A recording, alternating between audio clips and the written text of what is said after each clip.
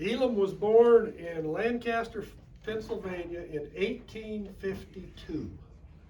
His family gradually moved west. They went first to Ohio, and then they went to Farmington, Illinois, and that's where he grew up for the most part. And a very interesting thing happened to Elam when he was 19 years old. On January 1st, he decided to start keeping a diary. Now, we've probably all decided to do that at some time or another. Elam never missed a day for 51 years. And he recorded everything in those 51 years. And in January 1st, 1922, he said, I don't think I need to keep keeping a diary. But he still did.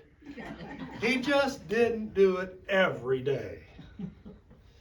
Now, he started farming in Farmington, Illinois. But you know, the lure of free land, the opportunity to homestead. Of course, he was in love. He had a beautiful girl, Rachel.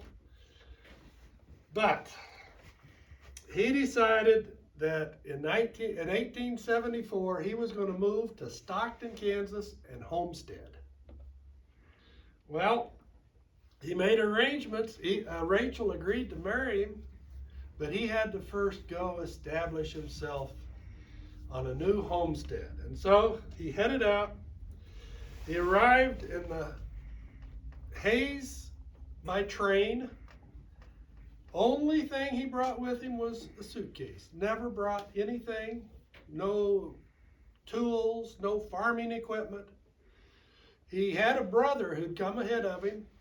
He met him at the train station, brought him to Stockton. Now, Stockton had been settled first in 1871. Well, this was March of 1874.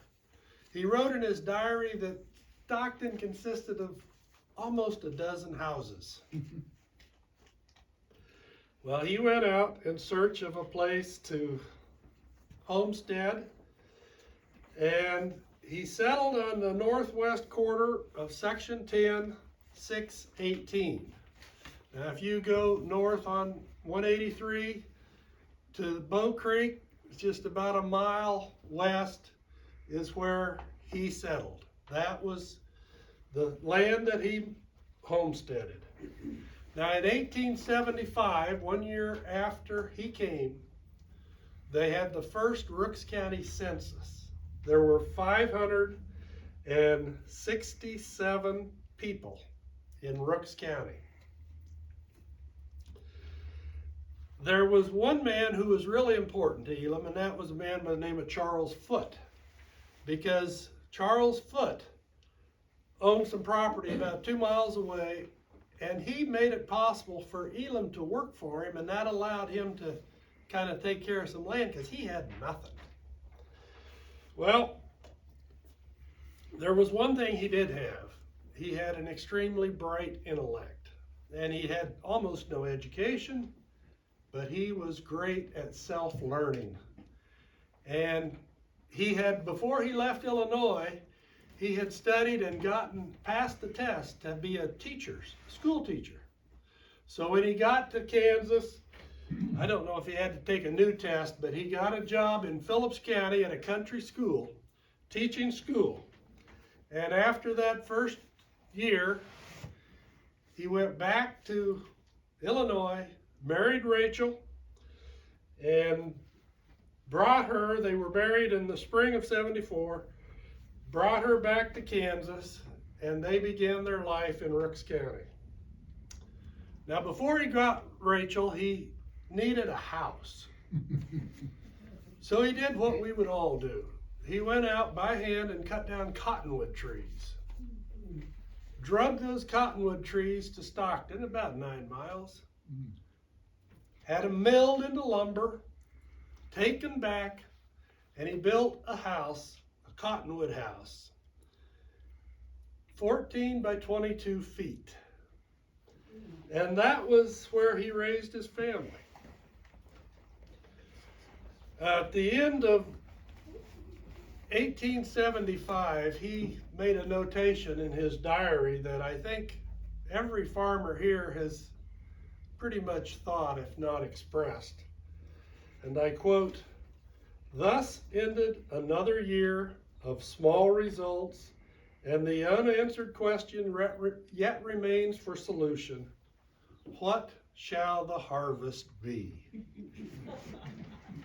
Now, I'm going to have to put a few quotes in, not because they're terribly relevant, but I love the way the man wrote. So we can't resist a few of those. So he got a job teaching school. He made $85 a year. And after he and Rachel were back, he made arrangements to borrow a plow, one bottom plow from Mr. Foote, and he started the process of breaking sod. On a good day, he could break 1 acre. His goal was to break 20 acres a year. And that was hard to do. But in 1877, he planted 20 acres.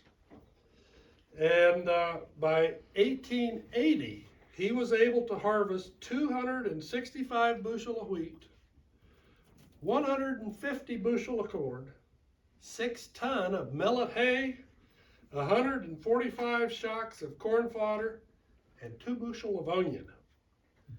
That entire year's crop was worth about $300. No, I take that, but yeah, $300. But it wasn't so bad because his entire living expense, and he kept track of them, every item to the penny. He and Rachel's living expense for that year, $54. Things did get better. In 1882, he raised a wheat crop that made 19 bushel to the acre and sold it for 60 cents a bushel. Of course, in 1889, he raised a good corn crop, 1,500 bushel of corn, sold it for 13 cents a bushel. Now, wheat harvest was a different thing at that time. It consisted of carding, which is cutting, and then you raked it, and then you bundled it, and then you shocked it, and then you thrashed it. It wasn't a fast process, and it wasn't an easy thing. Now, I have to put in a few things that aren't relevant, simply because I think they're interesting. But his diary contains so much information, and I marvel at the time he lived. In the 1870s, he was 9 miles out of town. Doctors weren't real plentiful. Their oldest son was born at 10 pounds. But that's all right. Their second son was 11.5 pounds. Oh yeah, their youngest son was 12 pounds. Now, in case you're having some health issues, I think I'll give you some good prescription advice. In 1879, Elam had severe cramping in his chest. And I only mention it because I think we all might benefit from the treatment. His treatment consisted of 2 doses of spirit of camphor, 1 dose of ginger tea, 10 grains of canine pepper, and 3 tablespoons of port wine. He got well. Well, in 1880, the West was moving. Things were coming west. They got rail service to Kerwin, which was a pretty big deal. He no longer had to go to Hayes to get a train, and Elam traveled. He could go to Kerwin, catch a train, and go wherever he wanted to.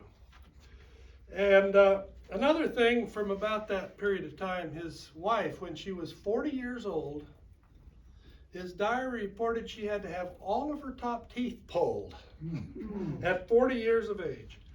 In 1893, Elam went to the Chicago World's Fair, and I marvel at the changes the world is making during his lifetime. He saw the very first exhibit of electricity at the World's Fair. And in 1895, right here in Stockton, at the fair, at the county fair, he saw a balloon ascension and a man make a parachute jump.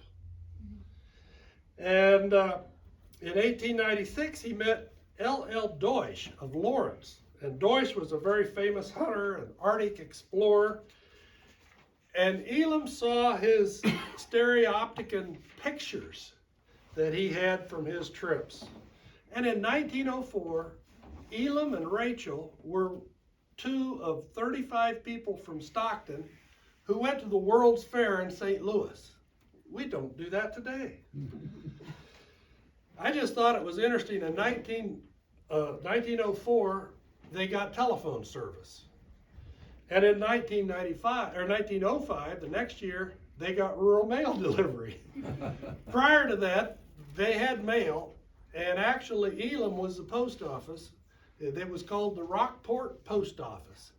And the mail for the whole community was delivered to his house, and they sorted it out. And people came to his house to get their mail. In 1906, he took a trip to Denver and saw his very first motion picture. It was in a park. And in 1907, in Chicago, his diary makes the very first mention of his having seen an automobile. And also on that same trip, he saw and heard Billy Sunday preach, which was a pretty big deal. Elam was a devout religious man, a man of Presbyterian persuasion. And in most of his travels, he combined work for the Presbyterian Church and botany. He was always working both sides.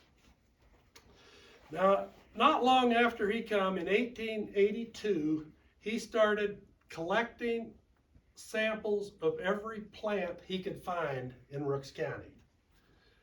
By 1884, he thought he had collected every plant growing in Rooks County. Now, Elam was a man of letters. He wrote letters to professors and science people all over the country. And of course, it didn't take long for them to get interested in the collections that he was doing. But eventually, after 6 years on his farm, came a big day. His homestead was complete. He came into town, went to the Kubal Bank, and took out a mortgage. And that mortgage was for one purpose, to buy a team of horses. And that was a great thing, except that within a month, one of the horses died.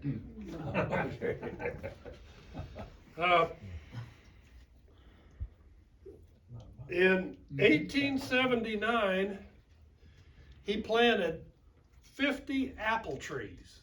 Elam loved trees. Every year he planted always cottonwood trees and several other trees before he got into fruit trees. But homesteading was bringing people. Rooks County was becoming a popular place. You know, he came 12 years prior, but by 1887, the population of Rooks County was 10,884 people. That is believed to be the high point. It went up fast, and it's gradually gone down ever since. A lot of people came for homesteading, the opportunity to get land. There was a saying at the time that was seen everywhere. In God we trusted, in Kansas we busted. Now, contrary to what a lot of people think, living in the country in Rooks County, even at that time, was a really social affair. They had lots of visitors and lots of social gatherings, and Elam kept count. In 1880, his diary reported that he had 1,081 people visit his farm. 80 of them stayed for a meal. They had social gatherings. They had all kinds of parties. They were a very social group. And during that period of time, Elam and Rachel had 7 children. He also kept extremely detailed weather records. He recorded everything. And just a few odds and ends that I thought were interesting. In 1890, they only had 17 inches of rain for the entire year. In 1892, they had a 15-inch snowstorm. In 1888, he recorded the temperature reached 113 degrees. And in 1885, it was negative 31 degrees.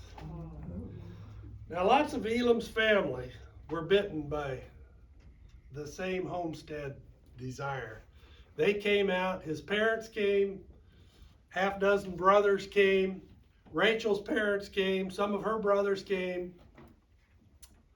They all left. Farming in Kansas was hard. Only one brother, Ed, stayed in Kansas, and he was clear down in eastern Kansas, so he wasn't out here.